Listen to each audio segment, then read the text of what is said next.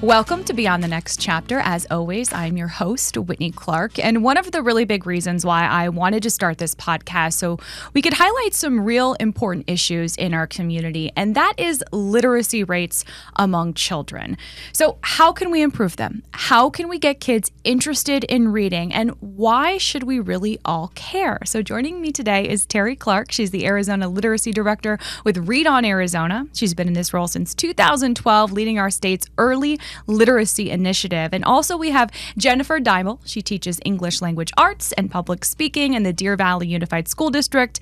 In addition to teaching, she has a passion for improving literacy rates and also is a published author. She has 4 books out now with another one coming out in January. So thank you both so much for joining me. We're all meeting together for the first time, but you guys bonded very quickly in the lobby this morning. Absolutely. That passion for literacy, we have it in common. That's right. So Terri, I'll start with you. Tell me a little bit about Read On Arizona, what you guys do, what's your mission?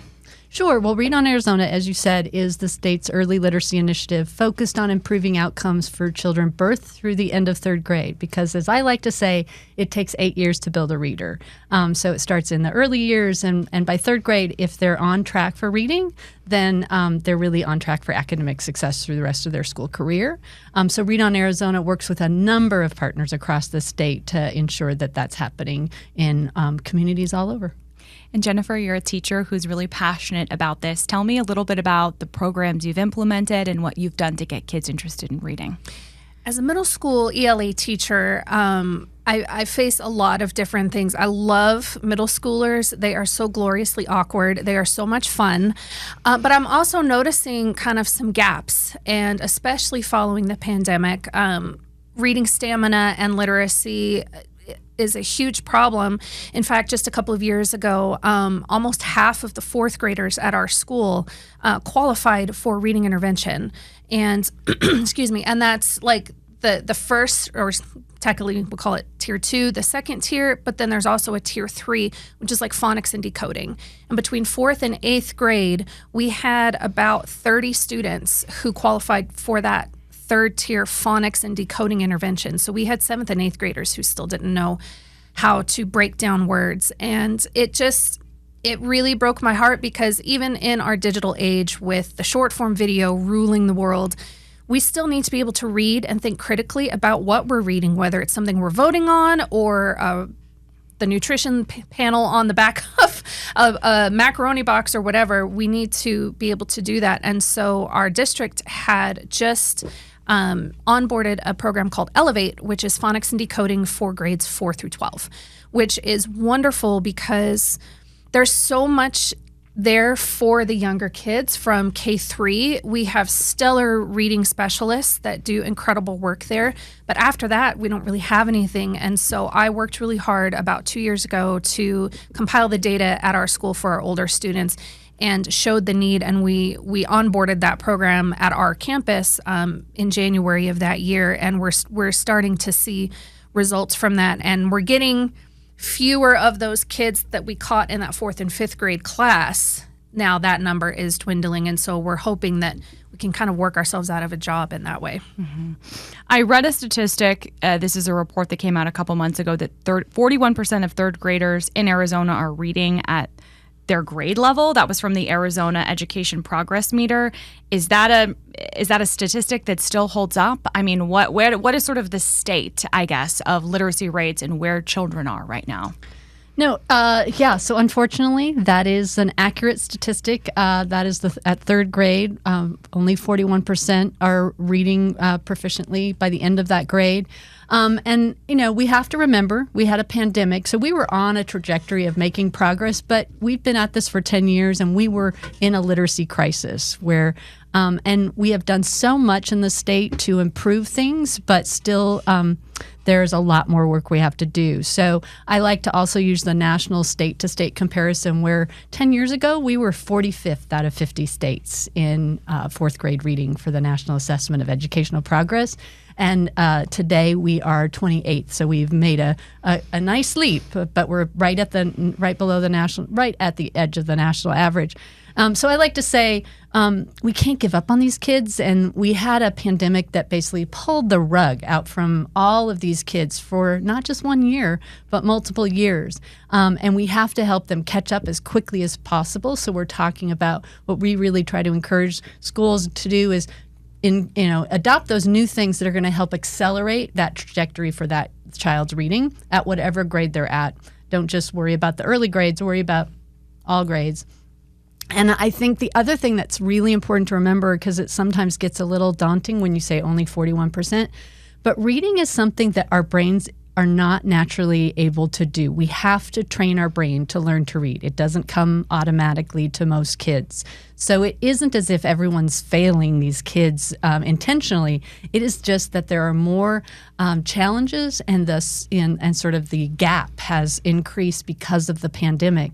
And so we have to get really intentional about which kids need what supports and when, and how do we get to them as soon as they need them so they get the phonics or decoding or comprehension supports they need.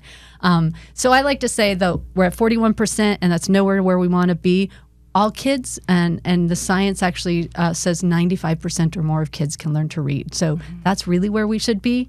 So when you think about that, we've got a long way to go, and we need everybody sort of rowing in the same direction and doing what works at scale so that all kids can meet their reading potential. It seems like a daunting problem, but you have folks like the both of you who are working to make sure that kids are learning how to read and doing everything they can. What can parents do? What can I'm not a parent, but what can everyone else do to help with this? I just say read. Just read at every possible juncture. In middle school, I don't make them do a reading log. I feel like that's where most people's lifetime dishonesty begins, is that reading log in elementary school. But I encourage them, read 20 minutes every day. And most kids, middle school, bruh. But it's really not that long of a time. And the more you do it, the easier it gets. And so what I like to encourage the parents of my students to do is that last 20 minutes before lights out, take all the screens and do this as a family. Like, put all the screens away, climb in bed if you want, 20 minutes, and let your kid read. As long as you're okay with the content, let them read whatever they want to read. Because I grew up in the era of it has to be on your grade level. It has to be this book. And if it was something that you weren't interested in, you were less likely to do it or really pay attention to it. So let your kid, whether that's magazine articles about their favorite Twitch streamer or their favorite skateboarder or their favorite NBA player. My son was obsessed with maps for a long time, so we let him read world flag map books, just whatever they're going to be interested in, and just make it a daily habit as a family, because I think as a society, we have made reading overall a less of a priority. It kind of feels like frivolous, I think, to a lot of people, or like a waste of time to just, prop your feet up with a novel or whatever. But we have to do it. Practice makes permanent. And so if we build these habits from a young age, that's going to go a very, very long way in improving our literacy as a society as a whole. And even it will broaden our horizons, open our worldview. Studies have shown that reading improves empathy. Reading fiction especially improves empathy and being able to see other points of view, which goes a long way, and I think is more needed in our society as well. So, but it just starts with, you just have to, just do it. Yeah. I love that point that you made, because I read a lot of fiction, and some people are like, well, I only like nonfiction. And you can learn so much from a story, even if it's not technically real. I mean, what it means to be a human, and there's so many lessons to be learned in some of those books. Terri, how can people get involved with Read on Arizona? I mean, can you make donations? What are some ways the general public can possibly get involved with your initiative? Yeah, well, again, the initiative is open to all hands on deck, and you can go to our website at readonarizona.org and learn about how you can support it, how you can get involved, how you can find local communities that are probably in your backyard that are doing this approach with us. And I'll just speak to the family part.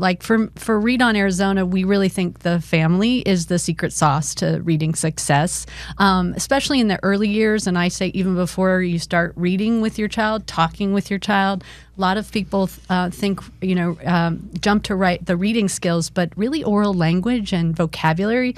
4-year-olds' vocabulary is one of the best indicators of how they'll what kind of reader they'll be at the end of third grade. So before they enter kindergarten, there's a lot of things you can do.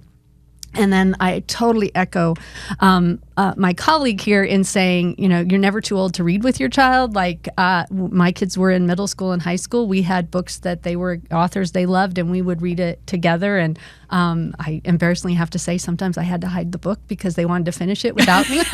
So as the literacy director, that was not a comfortable place to be. But it was our time together, and they got excited. And then again, I echo the letting your kids pick what they're interested in. And I think we do sometimes do a disservice of making sure it's on a certain list or the book log and things. And we really need to say, what are you interested in? How do we let them? I always let my kids pick the books at bedtime. And even if it's the same book and they want to read it 3 times, okay, that's what we did. But I think the other thing is, if you're a community member that really feels passionate about this issue, volunteer to be a reading tutor, or volunteer to do read alouds at your library, at your local library. There's so many things, and we really cannot stress enough. There's 85,000 third graders, and only 41% of them are at grade level. So it is astonishing the amount of kids that are not getting the daily reading routines and interaction that we need with books.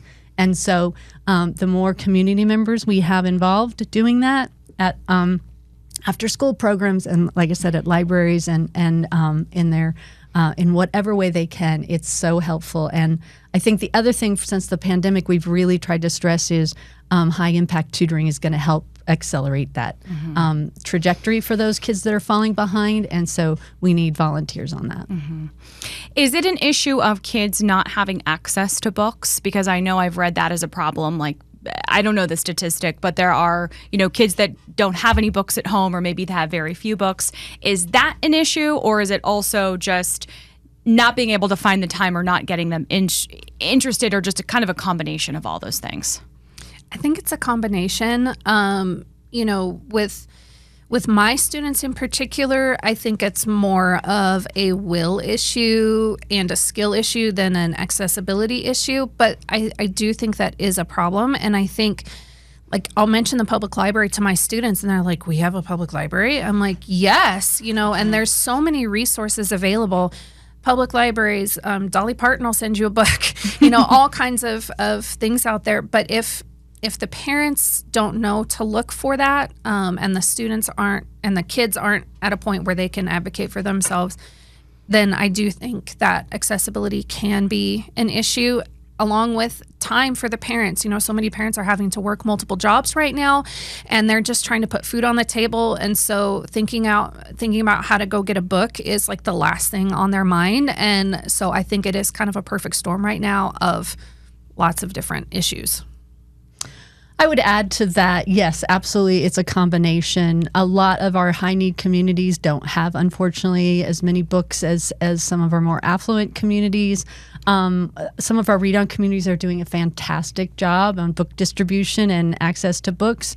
But it is to that also point, you can get that book in the home, but if it's not, being picked up and sort of integrated into a daily reading routine, it's sort of just a nice sort of decoration, and we don't want that. I love a lot of our read-on communities have summer book programs and things where kids get to sort of take a backpack of books home for the summer, and they get to pick the books they want to take, and just the smiles on their face and the excitement that they have when they walk out the school door to go home for the summer with books that are theirs and for their home library. So kids are interested if you get them excited about it, and then we hope that it sort of continues as they get older. But it is all about making it not something they have to do, but something they get to do because they find it interesting and it meets their needs and interests. Along with the other things that are competing for their attention as they get to middle school and high school, especially. Yeah, I mean, you mentioned sort of this at the beginning of the conversation. Now we have TikTok. I mean, when I was in elementary school, we didn't have like cell phones like we did now, and most of us didn't. Now I have a friend who's a history teacher who says she's competing with these videos that are less than 30 seconds long. I mean, what is your advice for other parents, other teachers on how to compete with these really short videos. And we're living in this time when everyone's attention is just moving so quickly. Well, my first unpopular opinion is wait as long as possible before giving your children access to that, because especially, if you've got a second, third grader walking around with a smartphone and TikTok, the brain chemistry, their brains are so moldable, it makes lifelong changes to their brain structure and the connections and what their brain is able to stick with, the stamina and all that kind of thing. But it's here to stay. And I would say try, and as an educator, I'm trying to find ways to kind of marry the two. For example, some of the concepts that I teach the same way to every student every time. I'm playing around this year with doing some TikTok style videos, like a get ready with me for how to cite evidence, and using a makeup tutorial to show how like a bad transition looks horrible, bad transition in your right, things cool. like that. And so trying to like work with it and not against it, but then also finding that balance. As a parent, I've committed that cardinal sin of just being like, oh my gosh, I just need 10 minutes to myself. Here's YouTube, or here's a video game.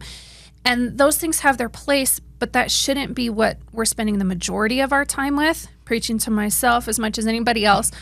But finding that balance and finding ways to, there's like book talk. Book talk is huge on TikTok, where it's all about the love of books and love of reading. And it's not just, old ladies like me, it's like teens and kids are getting on there sharing their love of books. And so kind of finding those different avenues and like-minded people that would be like, oh, wow, it actually is cool. Like, I'm not being a sweat if I want to read a book. Like, it's actually kind of cool. So trying to find ways to work with it and use it as a tool rather than trying to fight against it, I think is what we're going to have to do. Yeah. You're both parents. Terri, for you, like you mentioned that anecdote a little bit earlier about how your kids loved reading. What did you do as a mom, and what's your advice for parents to get them really interested from an early age? Yeah, I think my kids, before they turned 6 months old, had library carts in their own name, right? And every Saturday we went to the library. So it was just part of our family routine. So I did know a few insider tricks and things. But again, I think what we've lost the thread is we know reading's important. We don't always understand why. And so when you know the why and you can start incorporating some of these small little things, you're not having to teach your child to read. You're just having to support their exposure to books that contain wide range of vocabulary that they wouldn't get here in a normal day-to-day conversation, which again sets them up for reading success when they enter kindergarten. And so I want to do two things in sort of sharing my tricks as a parent. Is just take some of the pressure off parents. This is not, you have to teach your child to read. This is just a way to incorporate some really easy things that make your family routines more, deeper and more interactive and fun. And so we had my oldest he always was asking questions. And one of the things in a car ride we had to do was you had to tell a story, and he got to pick 3 things that were in the story. And, as soon as we got in the car, he got used, okay, here are my 3 things. And like, I'd have to come up with a story. I'm not the best at that, but it was so, but I would be sure to use, have it be fun and interesting and new vocabulary. Well, what's that word mean? So I think there's things, and it depends on, the family, what they're comfortable with. I also often say, sometimes parents come to us and say, well, I'm not a great reader myself. Well, can you tell a story? Can you tell a story about a funny family member, a funny uncle you might have? Can you tell, a story about your childhood to your kid?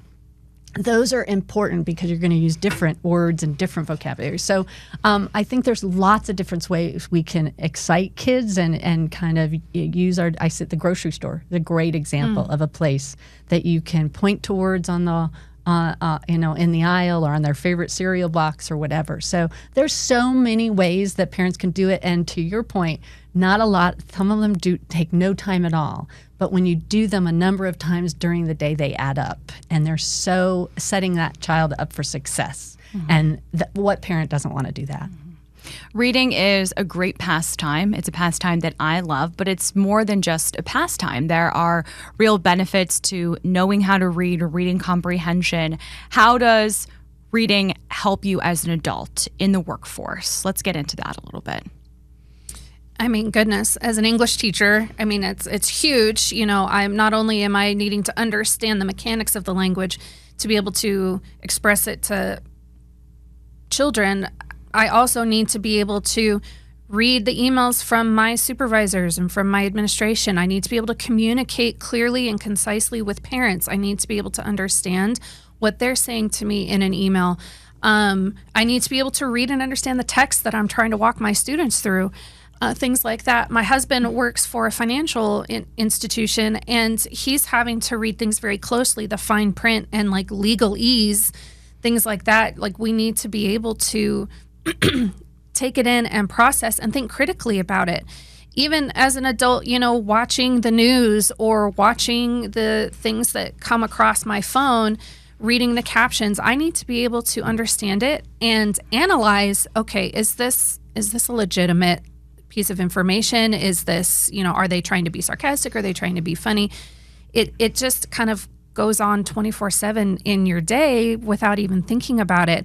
And I came across a study just the other day that 41% of employers are saying that adult literacy rates, or the lack thereof, are a widespread issue in the professional world, that the lack of ability of people to be able to comprehend what they're reading or concisely communicate in writing what they need to is impacting the workplace. And it's all across the board. It's not just kind of corporate America. It's shipping industries, it's food industry, all across the board. So it's not just a kid thing that we need to just, okay, well, they go to school and that's it. It's affecting people's livelihoods at this point. Yeah, and I would add that's why there's a number of really terrific family literacy programs that actually support the child learning to read and the parent improving their literacy skills at the same time. But I often say literacy is absolutely a workforce issue, and it's everybody's responsibility, because there are a lot of open jobs that cannot be filled because applicants don't have the required skill set, and some of that is exactly that. Reading is a pastime, and it's a fun pastime for many people, but it also is that critical ability. Literacy really, at the ultimate meaning of it, means you're reading text, being able to extract that meaning from it, and being able to communicate it back out to someone of, this is what I understand what I just read to mean. And most jobs, in one way or another, require that, whether you're in food service or whether you're in hospitality or whether you're in an engineering company. So that critical idea that literacy powers learning our whole life as well. So, we often see adults who go through some family literacy program and then will go back to school and get their GED because their reading skills just got enough better so that they could do that. And then there's a whole new sort of opportunity open to them that wasn't there before. Mm-hmm. And I don't think he'll mind me saying this, but my fiance has always struggled with reading. He's in his mid-40s. He thinks that he is dyslexic. He's always had a hard time reading books, comprehending things. I mean, for people in their mid-40s, that are already adults, what kind of help is out there for them? You know what I mean? Like, are there other initiatives? Like, does your initiative address adult readers? Like, how can someone a little bit later in life potentially maybe get some help with something like this? I can talk a little bit about that. There are some great programs out there that are focused on adult literacy. There's a really fascinating documentary out right now. The last, I think it came out 2 years ago, called The Truth About Reading, which is all about adult literacy and the struggle and the trauma of hiding the fact that you can't read as an adult, and how difficult it was for them to find the help and the support. But once they do, it's, again, just feels like a burden has been lifted off of them. So, I think there are great resources. They're not always easy to find depending on your community, but the going online is a good place to start. And although we don't serve directly adults, we can often match people with community partners that do. Yeah. And Jennifer, for you, how can you tell as a teacher if a student is having a hard time reading? What are some of the telltale signs that parents can also look out for besides just a disinterest in books? I think it can be hard sometimes, especially with a reluctant reader, because you need to hear them reading. And a lot of them won't read aloud, especially in front of the class. But some of the things would be kind of starting the sentence and then finishing it with kind of what they think is how it's going to end, rather than actually looking at what the words are saying. Sometimes they'll switch out words, maybe a word that starts with the same letter, but it's not that word, because they're trying to use those coping strategies to sort of fill in the gaps of what they know. If they read something like a paragraph and they have trouble expressing to you what it was about, just a brief, 1 to 2 sentence summary, sometimes that can clue you in that, okay, either they're not understanding it or they weren't able to decode it, or things like that are the kind of the biggest things that I see. We use some tools in my classroom. We had a reading test, I guess you want to call it, that we would use multiple times a year. And if they scored 200 points below their low-end grade level threshold, then we would do an oral reading fluency screener on them, where I would pull them. I would have them read a grade level text for a minute. I would count how many errors they had, whether it was saying the word wrong, skipping the word, flipping it around, whatever. And then based on how they did on that, then I can do a phonics screener to see, okay, where's the breakdown happening? Is it in, vowel combinations? Is it in digraphs? Is it in these different things? And then that helps us see what it is that they're really struggling with, so we know kind of how to tailor their intervention. Obviously, most parents aren't going to have those things at their disposal, but if you're listening to your child read and they're struggling to pronounce the words, they're struggling to get through the text, or they're making up kind of part of the text or switching words, those are things that would probably be most apparent at home. Also, sometimes headaches when they're reading, if they complain about headaches or the words swimming around the page, things like that, those can be some red flags to parents to kind of do a little bit more investigation. And Terri, it's really interesting at the beginning of this conversation as well, you mentioned that reading isn't something that comes naturally in our brains. It's a skill that needs to be learned. And listening to you speak, Jennifer, it's so funny because I do not remember learning how to read. All of a sudden, I just knew how to do it. Talk a little bit more about how it's not something that just we're born knowing how to do. Yeah, it's, again, there's sort of a Oh, that's okay. Sorry. That's Group okay. of, there's a group of skill sets that kind of come all together eventually. And so phonics and that decoding skill, but also, like I said, vocabulary, and then that starting to do that independent reading, so the fluency part. So it becomes sort of, you see a word, it's automatic. You're so quickly decoding it, your brain is decoding it so quickly that it becomes automatic. And that's when we start to, when you read aloud, it becomes, it's a little awkward at first and over time. And then that comprehension and background knowledge are kind of the two key ones that are difficult if you don't have those other skills already in place. So what we sort of talk about is there's a famous researcher that called it Scarborough's rope, and it's like a braided rope that has all these skills, and they have to come together, and you can't really get to being a proficient reader unless you have all of them working at the same time. It's like riding a bike, right? And so when you're deficient in one or a couple of them, or and you might struggle until you get a little more phonics support, and then once you get that skill, and it might take 2 weeks in class, and then you're on to the next. So it's so challenging when we are trying to kind of think of reading as sort of an overview and not really understand the different threads and all that come into ensuring that a child has those skills that become automatic, and then you forget how you even learn to read. You just know you can. Mm-hmm. And I also like to emphasize that kids don't develop all at the same time and are not all at the same place.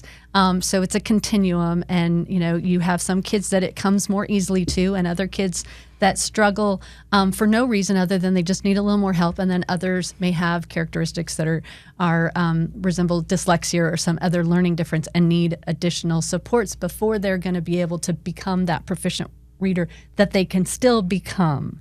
And there's so much that one we don't really talk about is once they're identified as a struggling reader, there's sort of a label and a little bit of a stigma, and it makes it harder for them to want to jump into reading, especially independently or in front of anyone else and things. So I'm really trying to encourage us to be patient and know that it takes what it takes for a child, as long as they've got access to all the skills and proficient professionals that we have, and we can get them the supports at the right time, then they will get to where they need to be. And we just have to be patient and forgiving if they're not reading by the end of kindergarten. And if they are terrific, then keep encouraging them, keep challenging them. You can always support them in that way.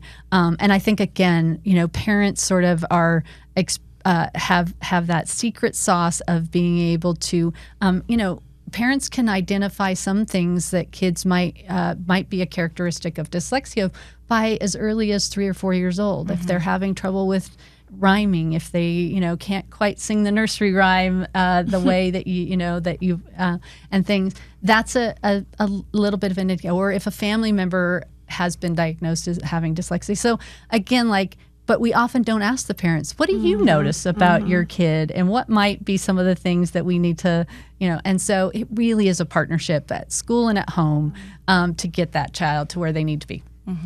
And I just wanted to add on something you said, reminded me, vocabulary. That's one thing I talk with my team, my middle school ELA team, all the time about. What we've noticed in the last couple of years especially is that vocabulary and background knowledge is a huge issue on our recent or last year's district assessments as well as state assessments. What we're finding is a lot of times it's a student gets a question wrong, not necessarily because they don't know the answer, but because they don't understand the question. There might be a word in the question that they don't know what it means, or they don't know what that word is.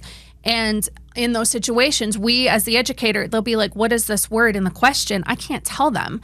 But if they knew that word, I believe they probably would get that question correct. And so finding ways, I love the ongoing discussions. It doesn't always have to be written on the page. Literacy is kind of all encompassing.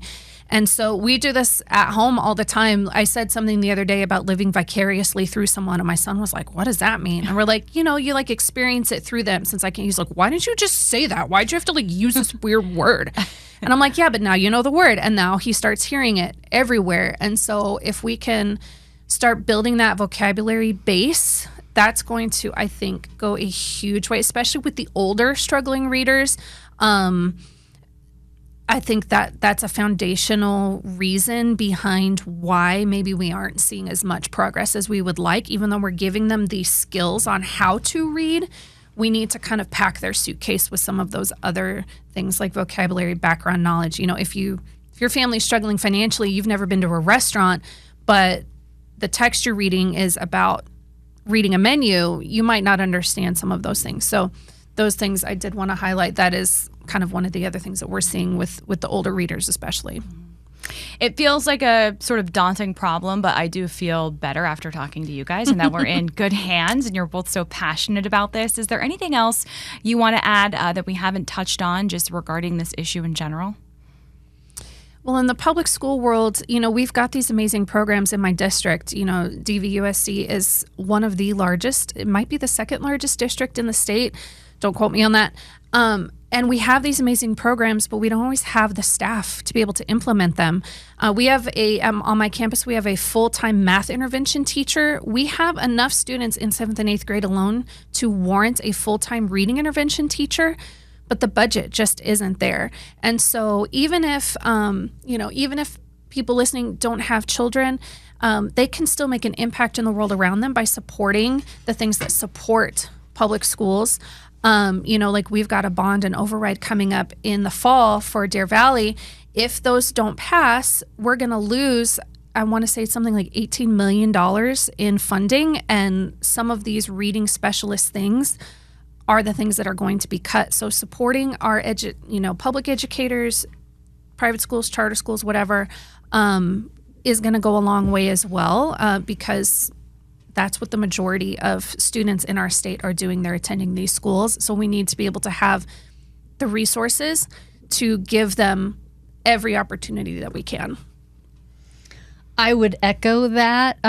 As far as what we have really been trying to push is that we know what works, and we just need to make sure that every child in Arizona has access to the high quality literacy instruction wherever they go to school, and all along their sort of academic trajectory. I will also say and share that because of some of the lack of resources in Arizona, things we are really focused on that. We're going to launch in September a new website called LitHub, which will be resources for families, for educators, and for community partners for birth through the end of grade 12 around literacy. So that's awesome. If you're an educator or a community partner and you're like, how do I support this middle schooler with some comprehension or background knowledge work, then they'll be able to search for that and find some vetted tips that work. So we're really excited about that. And I also think the other thing is, like I said, we know what works. We need to make sure that Arizona commits to doing what works and funding what works. At the state and local level, and that way we know that every child in Arizona has a chance to reach their reading potential. Hey, great. And I didn't tell you guys I was going to ask you this, so I'm kind of putting you on the spot here, but I'm just curious, do you personally, just for your own pleasure at home, do you have any books that you've recently read that you've loved? What's something that you've loved that you've read recently, just on a personal level? So I discovered an author named Jamie Jo Wright. She reads, she writes clean, like gothic suspense, which is not normally, I'm normally like the flowers and sunshine girl. Yeah. But I love her books because they give you that creepy factor, but I don't feel yucky after. And so I just read, the name Night Falls on Predicament Avenue. Okay. It's kind of a murder mystery, and it's split time. So half of the story happens in the past, half of it happens in present day, and it's just, she is the master of her craft. So that's great.